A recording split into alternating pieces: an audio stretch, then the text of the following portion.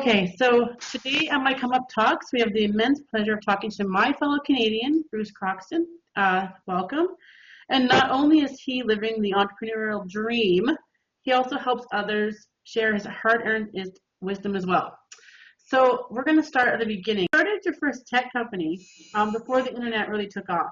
So can you just tell us a little bit about when you started Lavalife?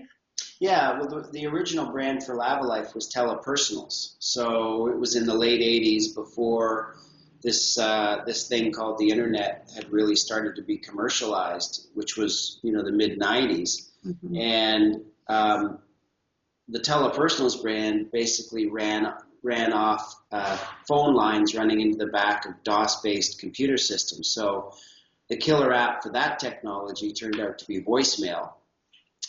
Which we all use on a daily basis. But before voicemail got commercialized, we were using it as, mailboxes that people would have set up in a technology that allowed messages to be sent back and forth over the phone lines in much the same way we take it for granted now, sending text and written messages back and forth over the internet. So that was arguably the first social network in the world where people gathered to meet each other, send messages back and forth real time, and if they desired, get together physically based on their interaction over the phone, which was really laid the foundations for the popularity of what would become Lavalife when the internet started in the mid-90s. Start off with the technology, the idea for technology first, or do you start off with, I want to start a business? That's a great question. That's a very good question. Like a lot of good ideas, we sort of stumbled on it. So we thought the technology was cool, and we started to experiment with what it could do. And it was really the beginning of a time that we kind of take for granted now, which is, look, if you're on technology, the people that originated it can measure what you do, where you go, who you hang with, how long you're there. And that was really the beginning of that whole, what we call the digital age. Yeah. So the technology actually showed us, as we experimented with different uses of it, what the most popular was going to be in a very tangible way. And it told us that personals was, in fact, going to be the second most commercialized application behind voicemail, ultimately. And that's what turned out to be the case.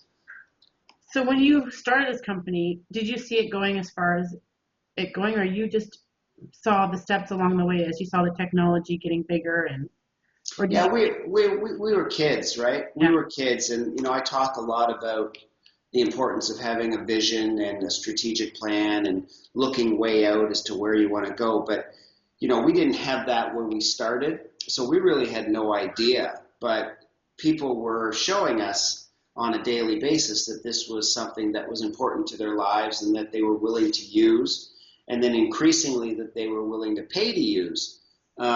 So at that point, we started saying, okay, we've got something here, clearly, how can we structure ourselves properly to look ahead and grow something that might, actually turn into a tangible business. So, over 15 years of hard work, we built that Telepersonals business into a brand called Lavalife. Right. Add the internet and the mobile phone became as well a way to communicate. And we were sort of at the forefront of all those technology platforms because they were all using the technology to do the same thing, which was to interact with other people. So, did we know at the beginning it was going to be as good as it was? No. If 3/4 of the way through, we realized, on the flip side, it could have been a lot bigger than it was for us. I mean, Lavalife topped out at $100 million in revenue. We sold it in 2004 to a public company for a good number, but it could have been $1 billion company. So I look back, I see where we went, where we zigged and where we could have zagged. Really? So you could always have done more. We had a pretty good run with that, but we made some mistakes as well. So you look back on that huge success, anyone would say, I could have done this, that, and the other. So what's the kind of lesson that you learned from that? the lesson that I learned is that you have to make the right decisions at the right time.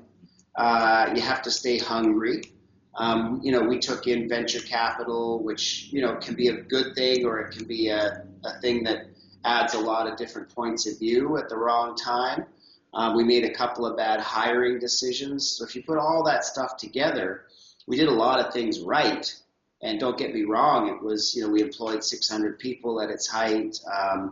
It was a great place to work, put a lot of people were able to put food on the table, building that company, and we had a good exit.